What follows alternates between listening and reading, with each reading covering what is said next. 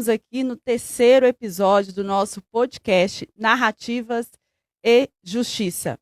Meu nome é Débora Cupertino, sou advogada das famílias e hoje estou aqui para falar de um tema de extrema importância: os desafios da educação inclusiva. Quais são as barreiras invisíveis que são enfrentadas pelas mães, pela escola, desse contexto que é tão difícil e tão pouco falado? Para abrilhantar a nossa conversa, nós trouxemos aqui três convidadas: a pedagoga Jussara Correia, a mãe atípica Josiane Souza e a presidente da PAI, Marilene Sobrinho. Sejam muito bem-vindas ao nosso podcast. Obrigada. Para iniciarmos, nada melhor do que falar do ensino regular público, as instituições, as escolas que devem se adequar à inclusão escolar e, portanto, social das nossas crianças com deficiência.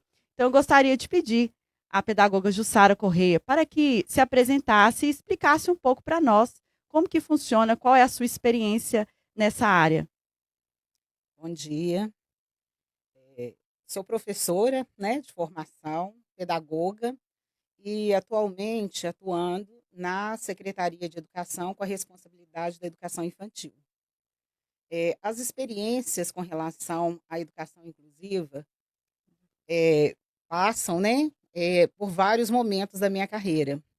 Desde a participação na PAI, onde eu tive 2 momentos durante 4 anos, e na direção de escola e com o trabalho pedagógico também nas escolas. O que a gente percebe, né, que a educação inclusiva, ela hoje se faz muito mais presente na nossa realidade, mais necessária, devido ao público hoje estar presente dentro da escola regular, o que foi permitido, né, com a mudança da legislação, onde o nosso público hoje tem o direito de estar dentro da escola regular, atuando junto das turmas regulares de ensino, em todas as modalidades. Eu vejo que isso, de certa forma, é um avanço, mas nós ainda precisamos evoluir muito nesse sentido, porque o que é assegurado por lei nem sempre é a realidade do que está dentro da escola, do que nós recebemos, do que nós temos, né, para poder fazer atendimento desse público.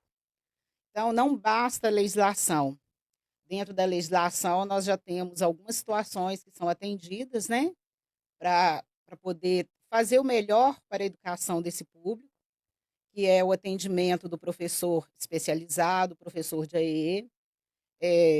Algumas barreiras físicas, né, conseguem ser estabelecidas, mas ainda falta muito para a gente realmente considerar a escola como um espaço inclusivo.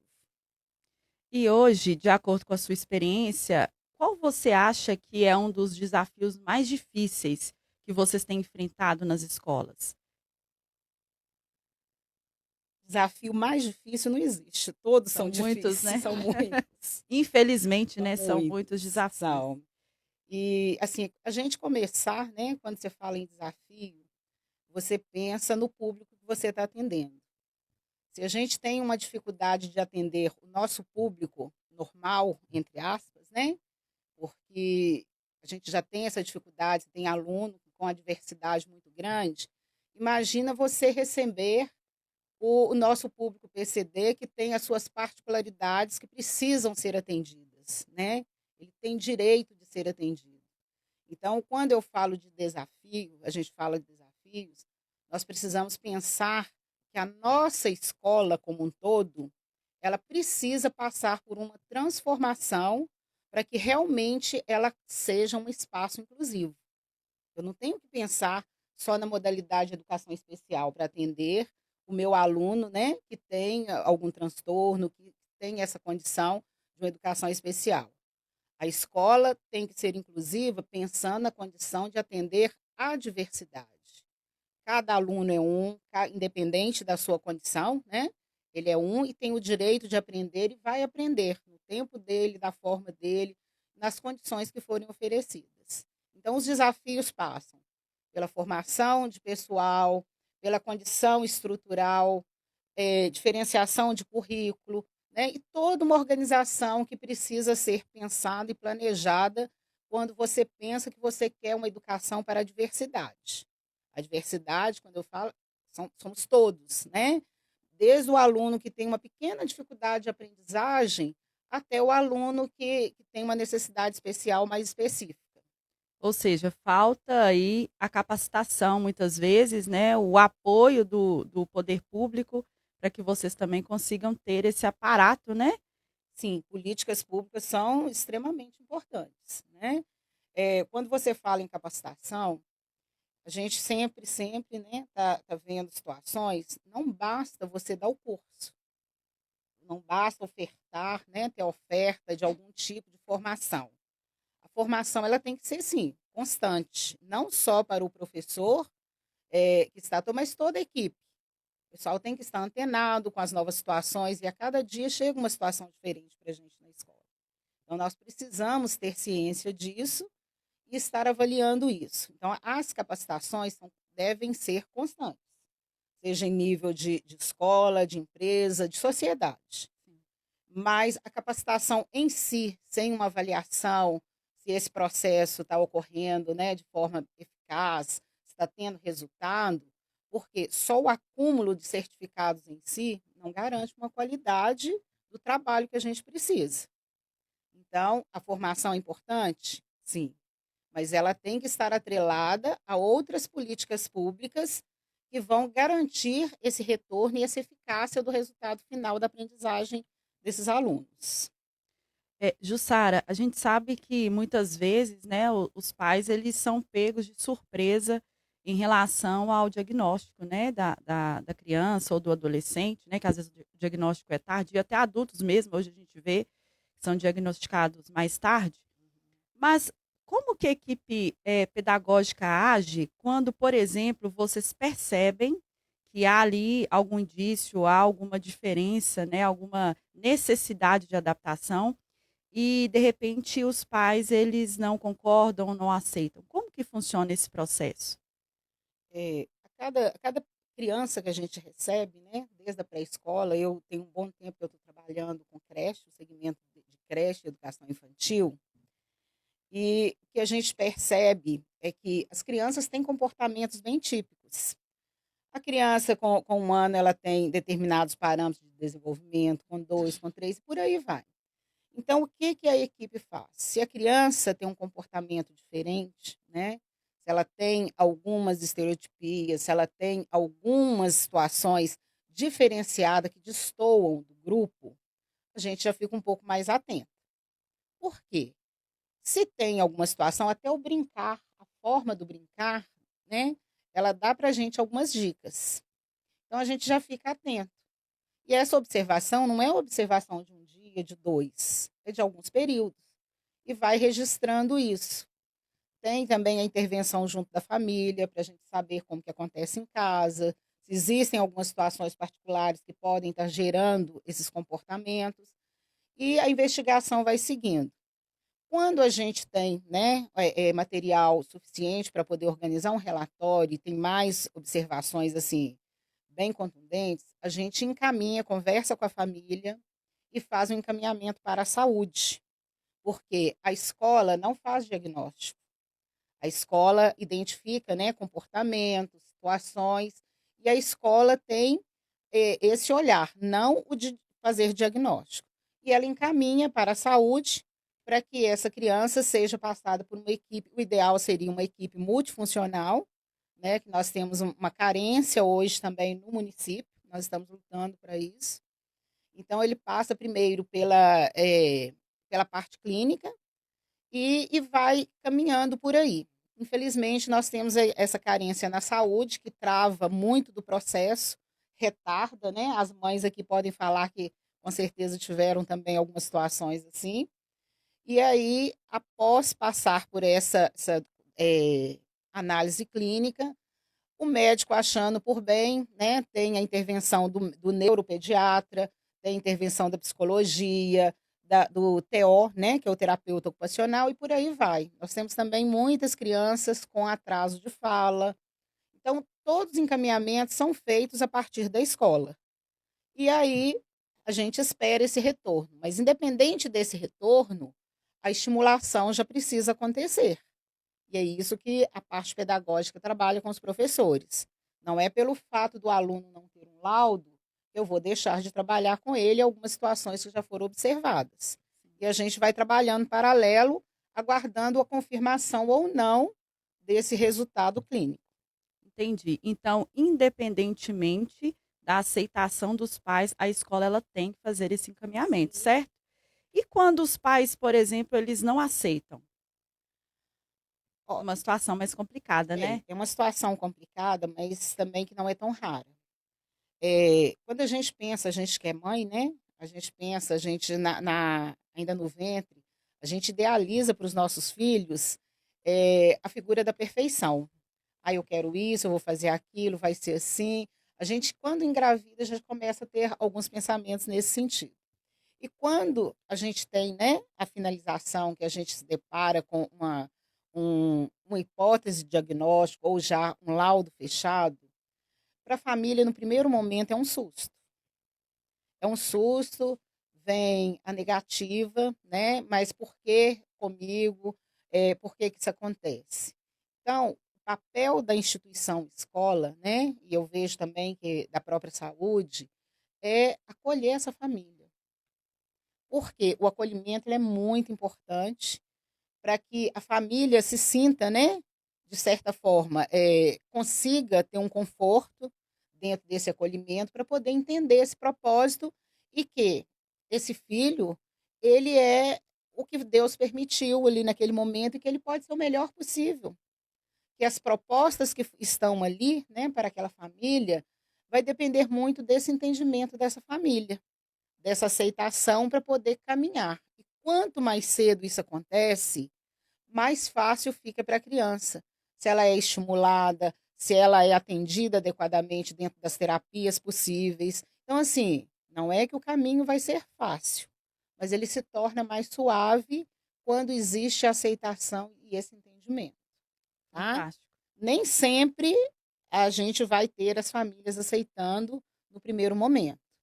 Muitas vezes, quando você chama para conversar, as famílias já. Porque a família percebe, né? No primeiro momento, ela pode falar que não, mas ela percebe alguma mudança de comportamento ou alguma diferença de comportamento, principalmente quem tem algum filho já, que tem sobrinhos. Então, assim, tem algumas diferenças, sim. Mas eu acho que, assim, com jeitinho, com carinho, esse acolhimento é devidamente, né, realizado, a gente consegue estar trabalhando essa família. Quando a escola se une à família, caminha de mãos dadas, o caminho se torna mais leve, né? Sim, Fantástico. eu vejo a necessidade da parceria sempre, sabe? E aceitação, né, Jussara? A aceitação ela vai vir com o É. tempo. Bom, trazendo agora o nosso diálogo para a prática efetiva da vida das famílias, nós convidamos a Josiane, eu te agradeço pela aceitação ao nosso convite, né? É a nossa mãe atípica aqui, que está aqui para compartilhar a sua vivência, as suas experiências. Gostaria que você contasse um pouquinho da sua história, por favor. Bom dia, pessoal. Eu que agradeço, Débora, né, a oportunidade de estar aqui. Essa oportunidade para uma mãe atípica, ainda aqui em Matosinhos, é muito importante a gente ter esse lugar de fala, né? Aqui em Matosinhos. Então, muito obrigada por essa oportunidade. Em nome de todas as mães atípicas, eu agradeço. E me conta aqui um pouquinho para que os ouvintes entendam melhor o contexto e às vezes também se identifique com a sua história, né? Porque, como a Jussara explanou, é muito complicado, né? Vem esse susto primeiro para você entender que daqui para frente você vai ter que tomar caminhos diferentes, que o seu filho precisa de mais cuidado, precisa de mais atenção. Então, conta para a gente a idade do seu filho, como que foi essa descoberta do diagnóstico, quanto tempo ele tinha, por favor? Bom, Débora, vou começar um pouquinho lá de trás.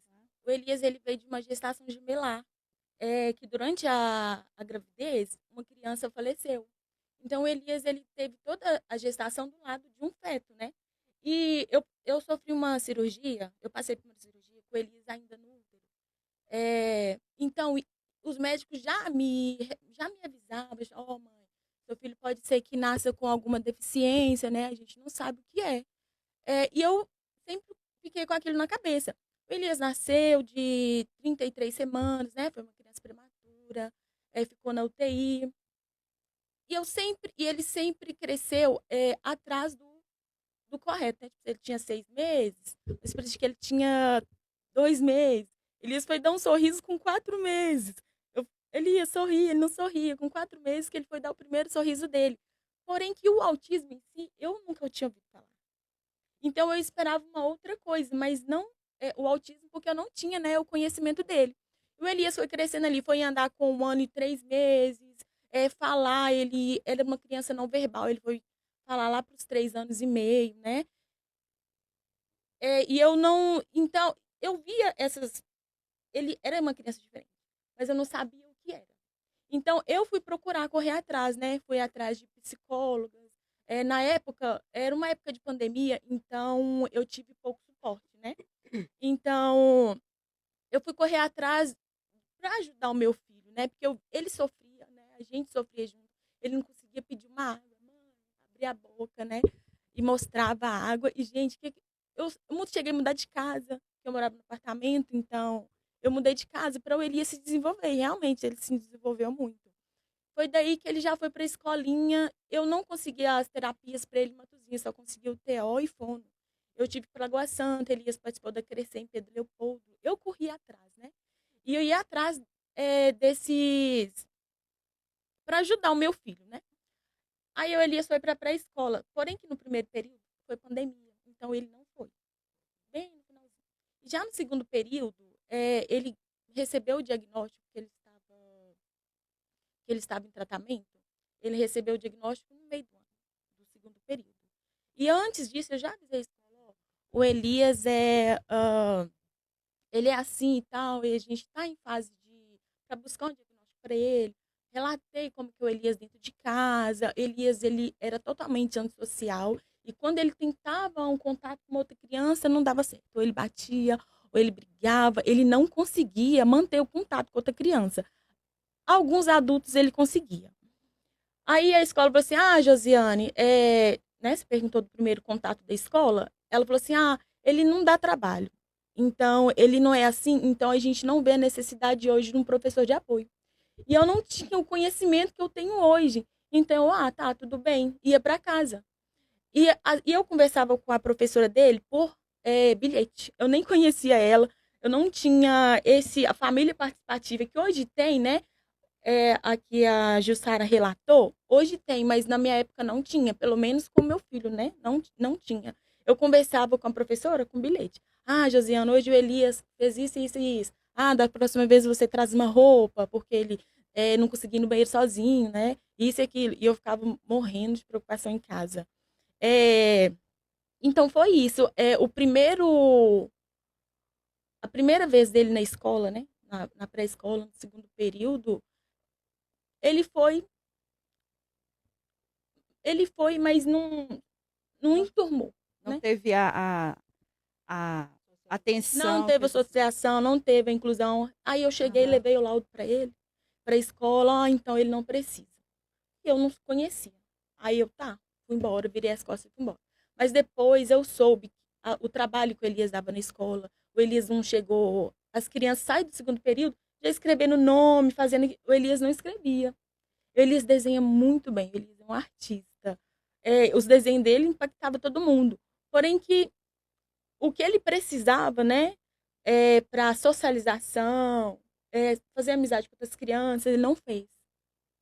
Então, acho que o primeiro contato dele com a escolinha mesmo foi quando ele chegou no primeiro ano. E hoje, quantos anos o Elias tem? O Elias está com 8 anos, está na terceira série. E ele estuda na rede pública Isso, de sim, na ensino? rede pública. Então, você acredita que, de repente, né, nesse primeiro momento, se houvesse aquilo que a Jussara explanou aqui para nós, essa parceria seria mais fácil para você, né? Porque você teria mais conhecimento da condição dele, né? Verdade. Igual a Jussara disse, tá melhorando, né? Ainda tem muito que melhorar. Mas já melhorou muito desde lá de trás, quando o Elias iniciou. Acredito que as mães hoje que estão vindo com os filhos para a escola, elas têm um suporte muito maior, né? Pelo que a gente vê. Hoje o Elias estuda numa instituição que eu gosto, né? Eu saio lá do Bom Jesus, não é a zona de zoneamento do Elias. Aham. Se fosse colocar ele numa escola, ele não estaria nessa. Mas eu optei por essa escola por, por lá ser uma escola mais inclusiva, né? Tem uma coisa lá que eu gosto muito, as portas são abertas para os pais poder buscar seus filhos dentro da sala. Às vezes, eu acho que é só lá em Matozinhos. A criança chega, pega a criança na porta da escola e vai embora. Eu não, eu consigo buscar o Elias na porta da sala dele. Eu converso todos os dias com as duas professoras dele. E isso te tranquiliza muito, porque o dia do Elias reflete muito na escola. A escola dele reflete muito em casa. Então, eu acho que isso tem que estar ligado, sabe? Eu chego e falo assim, ó, o Elias, ele tem terapia todos os dias. Ele não é igual aquela outra criança que às vezes tem o dia para dormir mais tarde. Não, é estressante, gente. A rotina de uma criança atípica é estressante, né? O Elias, segunda-feira, ele tem atividade todos os dias, de 8 às 11, de 11h40 meio-dia. Então, é muito corrida, é terapia, é fonoaudiólogo. Todos os projetos que eu vejo, ó, dá para incluir Elias, eu coloco, sabe? Elias está na Diz Figueiredo, vai começar a tocar violino. Ele está apaixonado. Gracinha. Ele ama música, ele começou a flauta e, tipo assim, coisas que eu nem achava. Porque como a pré-escola o Elias não desenvolveu, eu achava que o Elias não ia desenvolver em outros... na escola agora também, né? Porém que eu não esperava muito dele, né, gente? Esperem dos seus filhos o máximo, né? Que vocês... Eles têm potencial, né, Jussara? Igual eu tava conversando com a Jussara. Ele começou a ler e escrever no meio do ano. Pra mim foi uma surpresa. O quê? Porque o Elias, ele não me fala o dia dele. Ele não me fala a rotina dele da escola. Então, por isso que é bom, importante eu estar com esse contato com a escola dele, porque ele não me conta. Ele não me conta nada. E se eu pergunto ele ainda fica bravo. Eu vou respeitar ele, né? Para ele, escola é escola, casa é casa, terapia é terapia. Então ele não me conta. Então, eu acho importante esse contato que eu tenho com a escola tem a porta aberta. Claro que tem eu tenho uma condição com o professor, tal, eu não gostei, né? Claro que ainda tem. Porém, que eu falo com a diretora, e ela falou assim, não, José, então vamos conversar, vamos resolver isso. Então, ela mostra para mim que as portas estão abertas para você ir lá e conversar, né? Isso é excelente, né? Para vocês e para o Elias também, que é o que mais importa. Com quantos anos você descobriu o diagnóstico dele? Ele pegou o laudo mesmo, ele estava com uns 4 anos e meio. Mas eu sempre, igual eu falei, eu sempre Achou. tinha um olho aberto, assim, gente, uma coisa diferente. Mas o autismo mesmo, eu não tinha ouvido falar. Eu não conhecia ninguém da minha família, não tinha amigos, né? Não era falado como é hoje. Hoje é muito falado. Então a mãe já começa a perceber. Eu, na minha época, não era falado, então eu não percebia. Eu buscava N CIDs pro Elias. Por último, era o autismo. Mas não, porque não era, tipo, preconceito. Não era, porque o autismo mesmo eu não conhecia. Tô vendo que você tá com uma blusa linda aí, hein, do Obrigada. autismo. A Arrasou. caminhada do ano passado, esse ano vai ter de novo, gente. Todo mundo, vamos Aí, ó, embora. vamos convidar o pessoal que está ouvindo aí para participar. A outra questão que eu quero te perguntar, você explanou várias barreiras aí que você enfrentou, mas hoje, no contexto do Elias na escola, já mais adaptado, o que você considera que falta na escola pública para que ele tenha mais inclusão, para que ele tenha mais acessibilidade? Falando um pouquinho do que a Jussara falou, eu concordo, é a formação contínua dos professores. E não é só do professor de apoio, que eu penso que a responsabilidade de um aluno de inclusão, ela não é do professor de apoio, só do professor de apoio, ela é do porteiro ao diretor. Então, eu acho que tem que ter uma capacitação para todos os profissionais da escola, para onde que a criança passar ali, ela venha ser incluída, né? A pessoa sabe abraçar aquela criança. Se a criança dá um bom dia, não dá, tá tudo bem, ou então dá bom dia, tá tudo bem, né? Ela precisa abraçar aquela criança onde que é que ela está passando. E não só dentro da escola os profissionais, mas os pais, os alunos também. Eu acho que isso não é uma responsabilidade dos pais, é uma responsabilidade da escola, é uma responsabilidade da instituição estar conscientizando desses pais, para esses pais estar conversando com seus filhos dentro da casa deles, porque a educação ela vem de casa, né? Para chegar dentro da escola e aquela criança respeitar. Ou até mesmo, no problema nem a criança vem de casa, vem dos adultos. Os próprios adultos já alertam aquela criança, não fica perto daquela criança autista, não, pode ser que ela bate, ou pode ser que ela faça aquilo, ou pode ser que fala aquilo. Então aquela criança acaba excluindo o coleguinha, mas sem maldade, mas por conta dos pais. Então eu acho que essa conscientização ela tem que ser levada para dentro das escolas, para falar com os pais, né? Reunião pedagógica, tudo bem, aí ela faz uma reunião com os pais. É uma excelente oportunidade para estar fazendo a conscientização. E falando, gente, aqui é uma escola inclusiva. Do jeito que o seu filho é bem recebido, aqui também as crianças com necessidades especiais, as crianças PCDs, também vão ser incluídas, né? E nós somos os profissionais, estamos aqui para cuidar do seu filho. E antes que uma outra criança vá fazer alguma coisa com seu filho, bater, a gente está aqui para poder cuidar e intervir antes que isso aconteça, né? Para confiar dos filhos típicos naquela escola, mas eu acho que também então o lugar é o lugar de todos lá, né? A inclusão é de todo mundo, então incluir as outras famílias que não são atípicas também eu acho importante. É fantástica a sua fala, parabéns.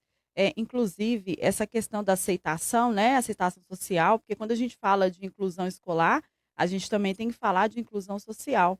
E a inclusão social, ela perpassa além da acessibilidade, que é só transformar o meio, né? Que não é o suficiente, né? Não basta eu fornecer um meio digital, um meio físico, em que a criança ela vai conseguir acessar. É importante eu inserir a criança naquele contexto, para que ela consiga também aprender, porque senão ela não tem mais o interesse, né? E não consegue se desenvolver como as outras crianças. Então, você já respondeu a minha próxima pergunta, que seria o seu olhar em relação ao que a sociedade, como a sociedade tem agido em relação às crianças atípicas, né? Isso eu falei dentro da escola, né? Eu acho que poderia ser mudado, né? Além da inclusão. Tem muitas coisas ainda para a gente resolver, mas está caminhando, né? Agora, na sociedade, principalmente em Matosinhos, deveria sim ter mais conscientização dentro de supermercados, onde que lugares públicos, onde que as famílias estão mais presentes com seus filhos. O Elias, ele tem vergonha de usar o cordãozinho dele de quebra-cabeça. E às vezes eu preciso que ele usa, não por prioridade, né? Mas por mim, por ele. Porque caso ele venha se desregular ali dentro de um supermercado, eu tô amparada para aquele colar, né? Porque as pessoas, aquela criança. E o Elias, ele faz isso. Por esses motivos. E você chega dentro de um supermercado, ninguém conhece, não sabe o que é, né? Não é só um supermercado. Qualquer lugar hoje em Matosinhos que você vai, não tem esse acolhimento. Eu acho isso importante. Por isso que nós focamos muito nessa caminhada, porque é um mês mundial da conscientização do autismo. Então, ali você engloba a família, você coloca o poder público, você coloca as ruas, mercado, né? Os mercados, tudo dentro dessa inclusão. Então, você acaba que é uma oportunidade, na minha opinião, uma oportunidade única para a gente estar levando e pedindo respeito, né, para nossas crianças e estar levando a conscientização dentro da nossa sociedade, dentro de Matosinhos. E o que você diria, Josiane, para uma mãe que recebeu o diagnóstico recentemente, né, do seu filho, independentemente da sua situação atípica? Você já passou por isso, né? Creio que você assustou e, como você disse, não havia informação suficiente que te amparasse, te acolhesse, te mostrasse o caminho. O que você diria para essa mãe que está nos ouvindo, ou que vai ouvir depois, ou que alguém vai compartilhar? O que ela deve fazer? Primeiro, mãe, lute, né, pelo seu filho. O preconceito, às vezes você acha que ele está na escola, está na rua, não, mas ele começa de casa. Se for o pai, luta. Se for a avó, você luta. Se for a tia, luta, né? Proteja o filho de vocês. É o bem que vocês, mais precioso que o Senhor colocou nas suas mãos. Então, cuida dele, se informe, né? Vai atrás, corra atrás. É direito, pelo mínimo que seja, é dele, corra atrás, né? Faça valer todos os direitos que o seu filho tem, corra atrás, se informe. Tal live assiste, busca, né? Procura conhecer o seu filho, porque o primeiro profissional que o seu filho vai ter é você. Você vai ser o primeiro professor dele, você vai ser o primeiro psicólogo, o primeiro terapeuta do seu filho, o primeiro neurologista que o seu filho precisa vai ser você. primeiro fono vai ser você. Então, se capacita para você estar ajudando o seu filho, para que as outras pessoas também ajudem ele. E se você vê, não tá dessa forma correta, para você chegar e falar, não tá certo. Ou então, porque você virar as costas, tá tudo bem, né? Igual eu fiz lá atrás, tá tudo bem. Hoje não, hoje eu falo, não, isso tá errado, isso tá errado. Tá, PDI do meu filho, nós temos direito, né? E eu procuro sempre estar pedindo, eu procuro sempre estar olhando. E eu reviso ele todo. Tá errado? Eu vou lá e falo, isso aqui não tá certo. Esse não é o contexto certo para você estar usando para uma criança autista, né? Então eu falo, mãe, procura saber, corra atrás dos direitos do seu filho, dos seus também, né? E se informe. Igual eu falei, o primeiro terapeuta é você, professor é você, então o seu filho tem você. Não tenha vergonha das dificuldades, dos comportamentos que ele vem apresentar na rua. É ele, é seu filho, você vai mudar ele? Não vai, né? Você pode procurar as formas para poder ajudar ele. Mas você tem que aceitar a criança do jeito que ele é. Se ele gosta de deitar no chão, tá tudo bem, né? E se ele tem uma estereotipia, se não for machucar ele, tá tudo bem, porque é ali que ele se regula, né? Então, se informe, né, para você poder estar ajudando o seu filho e você está ajudando as pessoas a ajudar o seu filho. Muito bem, fiquei até emocionada com suas palavras, viu? Pode falar, Jussara. Eu gostaria de reforçar aqui, né, a fala da Josiane. Eu falo que às vezes a gente peca na escola. Eu falo a gente de um modo geral, né, enquanto instituição, porque muitas vezes a gente não procura conhecer a fundo esse aluno que a gente está recebendo. E o primeiro ponto seria a gente conhecer realmente para poder, após isso, estabelecer alguns protocolos, né, de atendimento e tudo, porque tem momentos que o aluno se desregula e se a gente não conhece bem esse aluno, o que a gente vai fazer? Às vezes a primeira ideia, né, de quando se pensa na contratação de um profissional para ficar com esse aluno, é que esse profissional vai fazer a contenção, vai, né, evitar que ele bata. Então, assim, não é esse o objetivo. A gente tem que, primeiro, conhecer muito bem, daí a importância da parceria com a família, para você saber todo o processo que esse aluno já passou, como que é essa rotina dele, porque principalmente o TEA, né? Ele tem que estabelecer rotinas. E a gente conhecendo bem, você consegue estabelecer uma rotina da escola também. E aí a família conhecendo essas rotinas da escola facilita para esse trabalho diário. Verdade. Ô, Débora, interessante a fala dela. Quando ele estava no primeiro aninho, ele se desregulava muito após feriados, após férias, finais de semana prolongados. E eu chegava na escola, aconteceu isso, oh meu Deus, o que eu faço? E por isso que eu falo a importância da mãe estar procurando ajuda. Foi aí que eu procurei a PAI, e o Elias, ele participou de um projeto na PAI, que chamava o FIA, que levava as crianças para fora da instituição para trabalhar a socialização, né? O Elias melhorou demais. E nisso, gente, o que eu faço? Eu fui atrás de correr. Por que ele fazia isso, né? Porque na época o Elias não tomava medicamento. Hoje o Elias já faz uso do contínuo do medicamento. E na época, gente, o que eu faço? Aí eu fui ter a PAI, assistente social lá, falou, Josiane, isso é desregulação. O Elias se desregula após feriados. Então, a rotina dele muda. Se ele muda a rotina dele, domingo dele foi tranquilo. Aí ele sai do domingo, vai para uma segunda-feira com alunos. Gente, é isso. Por que eu não soube disso antes, né? E a gente vai dizer, Elias, por que você está fazendo isso? Acaba que você puxa a orelha ali do seu filho por uma falta de conhecimento sua. Então, você tem que evitar essas coisas para depois você não se culpar, evitar sofrimento para o seu filho e evitar sofrimento para você também. Eu cheguei na professora, é o seguinte, é isso, isso e isso. Então, o Elias, ele se desregula quando ele chega na escola depois de um período em casa, um final de semana prolongado. Aí nós passamos a observar isso e era isso. E ela começou a adaptar isso na vida dele dentro da escola. Ele precisava de um tempinho, tirava ele, levava ele para conhecer todos os cupins da escola. Isso ajudava ele no primeiro ano para se regular, né? E é esses detalhes que você tem que correr atrás para você entender o seu filho. Hoje eu sei o que são os 4 tópicos importantes no autismo nível 1 de suporte. E quando eu peguei para ler, eu fiquei assim, gente, é o Elias. Elias tem descontrole emocional. Na mesma hora que ele tá amando, ele tá odiando. Elias, ele é 880. Tem um coleguinha do lado, ele ama, mas daqui a pouco eu te odeio.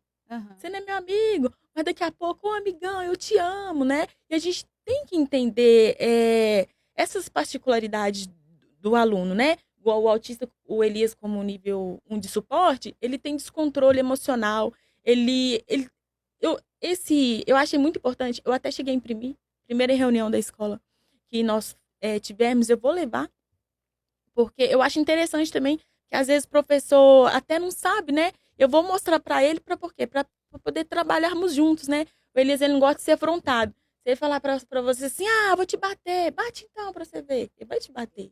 É Ele verdade. vai te bater. Aham. E é coisa que já aconteceu. Então ele vai te bater. E é comigo também. Se eu deixar o Elias me bate, e eu vou fazer o quê? Né? Aí o que você faz? Você acaba corrigindo. E de uma forma errada. Por isso que a gente tem que pesquisar, aprofundar, né, nas necessidades do seu filho. Depois que eu descobri esses tópicos do nível 1 de suporte, para mim, abriu um leque, né? Igual a última pergunta que você me fez, mas diagnóstico, ele não é o fim, não. Ele é, na verdade, ele é a porta, né? Para você, na verdade, ele é a porta para você poder ir buscar ajuda para o seu filho. Porque quando você tem um diagnóstico, você tem uma saída, você sabe o que fazer, você tem onde procurar e tem leis que vai poder te amparar, né? E quando você não tem, o que você vai fazer? Que norte que você vai ter? Você acaba sofrendo, fazendo com que seu filho sofra, né? Então, depois que eu descobri esses 4 tópicos, mães, procuram saber as necessidades do filho de vocês, estão começando agora, para você tá passando aquilo ali para frente, para que seu filho tenha Direcionamento. direcionamento e chegue na escola e ele não fica perdido, né? Ele consiga ali ser incluído junto com as outras crianças. Hoje, todos os professores, ele está desde o primeiro aninho, então eu acredito que a escola toda conhece ele. Hoje ele chegou mal-humorou, então não vou cumprimentar ele. Porque se você insistir, né, não vai dar certo. Já aconteceu, né?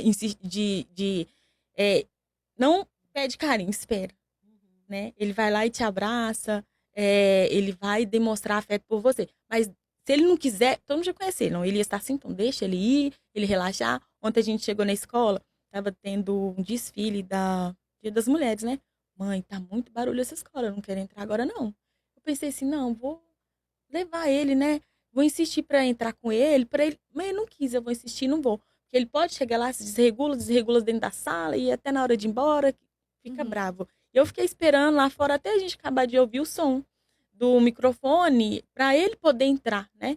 Ele tem atividades que ele não gosta de participar. E eu aviso antes, olha, quadrilha, ele falou assim, José, você não quer que o Elias participe. Não, não é eu que não quero, é ele que não quer. Eu deixo ele escolher. 7 de setembro, ele nunca foi. Ele foi ano passado porque eu levei ele, mas não com a escola, né? Porque uma que ele não gosta e outra porque tem que ter um acompanhante. E na época dele, as duas professoras davam aula em outra instituição, então, como era a parte da manhã, não poderia estar acompanhando ele. Mas eu gosto que ele participa. Ano passado, ele ganhou das 3 crianças, 18, 19 crianças na salinha dele. E ele foi das 3 crianças a ganhar medalha, certificado de leitura. O Elias, ele lê muito bem. Ele passou para a segunda fase da Olimpíada de Matemática. Isso que eu tô falando, espere o máximo do filho de vocês. Eu não esperava, hoje eu espero. Hoje eu busco isso nele, sabe? Elias, você quer ler? Ele gosta de ler. Montei uma biblioteca no meu quarto para ele. Que ele tá juntando os livrinhos dele. Ele gosta e ele sabe ler. E ele ganhou o certificado. Ele fica todo orgulhoso, né, de participar daquilo. Então, tipo, é isso que eu tô falando. Procura ajudar o filho de vocês, né? Com certeza. Trazendo agora a nossa conversa, né, para uma instituição que é tão essencial nesse processo de inclusão, que é a PAI. Nós convidamos a Marilene, que é a presidente da PAI. Muito obrigada por ter aceitado o nosso convite, viu, Marilene? Eu que agradeço. E gostaria que você se apresentasse para quem não te conhece, contasse um pouco da sua trajetória, da sua experiência. Tá certo. Meu nome é Marilene, eu também sou professora, assim, né, de formação, assim como a Jussara. Também sou mãe atípica. E agora estou aí nessa experiência, né, à frente dessa instituição que requer tanta responsabilidade, muita responsabilidade mesmo, porque são vidas assim muito preciosas que estão nas nossas mãos, né? E assim, estou muito feliz com a experiência, né? Esse já é o 3º ano, né, na presidência da PAI. e vamos ver o que o futuro nos reserva. E você poderia explicar para aqueles que não sabem o que é a PAI, qual que é o público-alvo que vocês atendem, por favor? Tá bom. A PAI é Associação de Pais e Amigos dos Excepcionais. Então, assim, ela começou, né, como um grupo de pais no Rio de Janeiro, né, que não tinha. Naquela época, acho que é mais de 60 anos atrás, uma instituição que pudesse ajudar essas famílias que tinham essas pessoas, né? E aqui em Matosinhos, a PAI já fez agora em fevereiro 41 anos, né? E alguns pontos são essenciais para entender a PAI. A PAI, ela faz parte do terceiro setor. Então, o que é o terceiro setor? São as organizações da sociedade civil. E o seu funcionamento, ele é uma mistura dos dois primeiros, que é o público e o privado. Tá? Então, a estrutura nossa é de uma empresa privada, mas que presta serviços públicos, através das parcerias com o poder público, com as empresas e com a comunidade. Tá? Hoje cada PAI, né, ela pode atuar em 3 áreas: saúde, educação e assistência social. Hoje, atualmente, a nossa PAI, ela atua apenas na assistência social, através do Centro Dia, que é um programa do Ministério de Desenvolvimento Social, para atender pessoas com deficiência a partir de 15 anos. Tá? Aí, as demais faixas etárias, a gente trabalha com projetos. Né? Então, a gente tem os projetos de 6 a 17 anos, né, que vai ajudar a escola. Né? Dentro desse projeto, vai trabalhar muito a socialização. Esses projetos acontecem no contraturno da escola, né? E trabalha isso que a Josiane falou, da socialização, né, da convivência em outros espaços, né, do comportamento, do lidar né, com os colegas. E a gente tem também um projeto que é agora de 0 a 6 anos, que é aí voltado à saúde, à estimulação precoce. Os projetos, por enquanto, ainda estão numa fase de captação de recursos. Então, assim que a gente tiver respostas e prazos já definidos, a gente vai divulgar. Então, os pais que quiserem, né, que os seus filhos participem da PAI, como que eles devem proceder? Como que faz esse contato? É uma matrícula? Olha, a PAI, ela recebe através de encaminhamentos dos outros órgãos da rede de assistência social, né? Do CRAS, do CREAS, do Ministério Público. A gente faz busca ativa, tá? E as demandas espontâneas. Qualquer pessoa, né? Qualquer família que quiser buscar a PAI, saber informações, né? Saber isso, como participar, é só procurar a gente lá. Tá? A PAI está sempre lá de portas abertas e, como eu disse, agora é só esperar mesmo passar essa fase aí da captação dos recursos para a gente começar com os projetos. Ou seja, a maior dificuldade que a PAI enfrenta hoje é a questão dos recursos, né? Porque tudo que você planeja de ampliação, tudo depende de dinheiro, né? Verdade. E como eu disse, tudo que a PAI propõe, né, ela depende dessas parcerias, como eu disse, com o poder público, com as empresas e com a comunidade.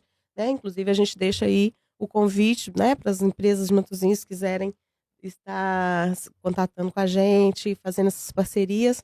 A gente vai agradecer demais e as famílias também. Né? Você mencionou ser uma mãe atípica, né? Inclusive, eu queria deixar registrado que você já foi minha mestre. Excelente. Prazer te ter aqui para falar desse tema tão importante, né? Dessa instituição essencial. E você gostaria de falar um pouco sobre essa experiência como mãe atípica para aqueles que estão nos ouvindo? Sim. primeiramente, o prazer é meu, né, também de ver a minha discípula já tão bem encaminhada, né, na vida. E a gente fica muito, feliz de ver os frutos, né.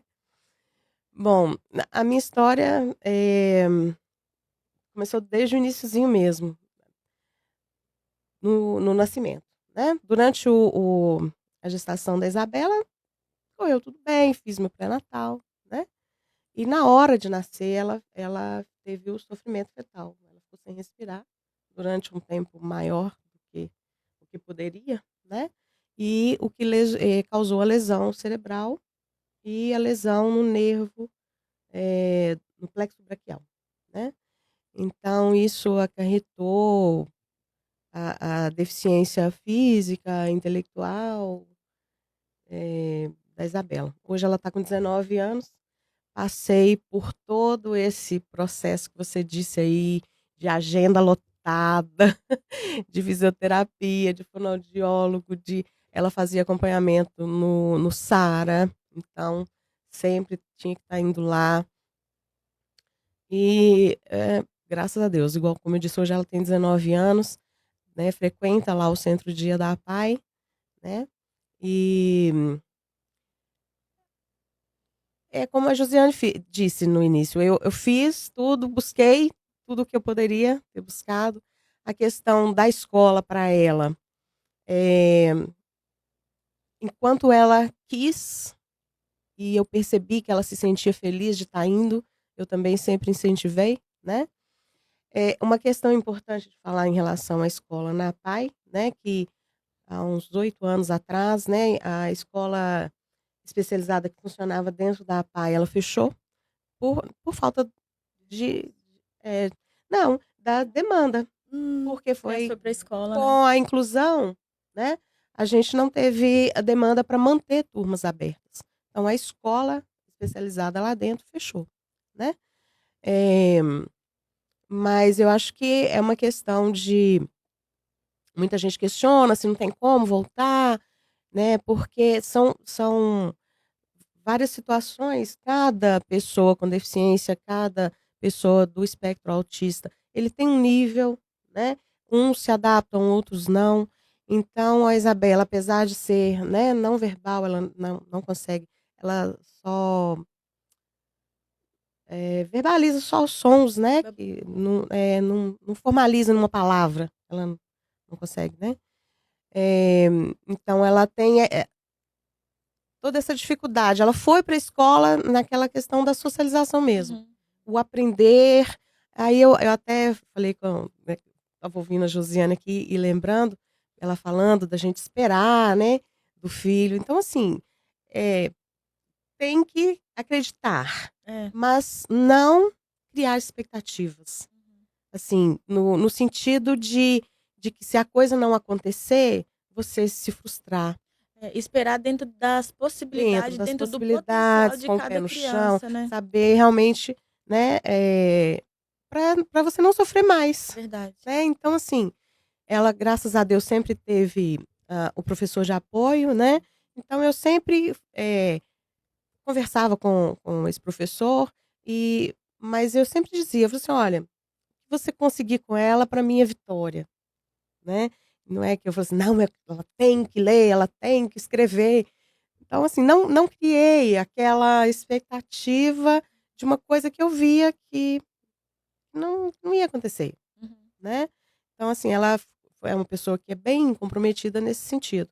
Então ela realmente não aprendeu a ler, não aprendeu a escrever, mas em compensação, ela tinha uma alegria de ir para a escola, "Vamos, olha, tá na hora de ir para a escola". Largava tudo que estivesse fazendo, ia toda feliz e ficava. Teve os desafios sim, né, eh então ela frequentou escola, infantil, lá no Hermínia. Eu não sei se pode falar os nomes, acho que não tem nada a ver, né. A escola infantil no Hermínia, então sempre foi muito bem, Recebida, né? recebida, muito bem tratada. Então eu, passei mais desafios quando ela foi, crescendo, né, à medida que fui crescendo. Então, saiu do Hermínia, foi para a rede municipal, ficou até a terceira série. Aí o quarto e o quinto ano ela participou participou da escola especializada da PAI. Aí depois, para o 6º ano, ela teve que mudar de escola, ficou, né, nessa outra escola até o 9º ano. Mas cada fase dessa era um desafio, era um período de adaptação que tinha que passar. Então, foi muita luta mesmo. Mas você É. vê impacto isso hoje na vida dela, né? Essa É, socialização. Às vezes tem um evento na PAI, eu vejo ela, a felicidade dela, a ela alegria muito, dela, dá muito vontade de ir lá e adora. pular com ela, né? Então teve esse impacto da socialização dela, Sim, reflete hoje sim. na vida dela. Tem hora que eu tô com a Isabela na rua, assim, caminhando, várias pessoas mexem com ela que eu Ela não é faço muito ideia de quem alegre. é. Mas o que eu acho bacana é que quando a gente pensa, né? Você vai levar a criança, seja ela qual for para a escola, que vai ter uma aprendizagem. A aprendizagem não é só a intelectual, da leitura e da escrita. Se ela aprender a se virar, né, que a gente fala, nas atividades da vida diária, na socialização, no viver bem, é uma aprendizagem. E nós, adultos, temos essa dificuldade, né? A Verdade. gente coloca tantas barreiras e ela com a simplicidade aí, eu lembro mesmo da Isabela, nos meus primeiros momentos ainda na PAI, lá atrás, você levando ela para alguns atendimentos, né? Então, assim, eu sempre falo, a aprendizagem é para todos, mas não necessariamente a aprendizagem intelectual, aquela formal, do ler, escrever, dar conta de fazer, né, as atividades de matemática, seja lá o que for. Às vezes tem quem aprenda, igual você falou, as habilidades do seu menino para o desenho, para as artes, para o esporte. Então, tem que salientar essas outras formas de aprendizagem, não só a intelectual. Então, gente, hoje o nosso maior inimigo é o tempo, tá? E o nosso tempo está, infelizmente, acabando com essa conversa maravilhosa, né? Que eu tive a oportunidade de presenciar aqui, trazer reflexões tão importantes. Pretendemos fazer um podcast 2, né? Sobre esse tema, falando mais sobre direitos, né? E trazendo mais vivência, mais experiências como as de vocês. E eu gostaria de agradecer imensamente a vocês por ter disponibilizado o tempo de vocês, ter compartilhado o conhecimento de vocês, a experiência de vocês, a vivência, porque conhecimento é tudo, né? Conhecimento transforma. E esse é o motivo que nos faz estar aqui, né? Para que outras pessoas possam compreender melhor esse contexto, possam aprender, possam buscar mais, né? E a gente, como cidadão e cidadã, tentar mostrar aos nossos filhos, né, que a inclusão começa dentro de casa, né? Então, muito obrigada. Peço para você que está nos ouvindo para compartilhar esse podcast, para ajudar mais pessoas. Se inscreve no nosso canal e espero vocês até a próxima. Um abraço grande. Obrigada, gente.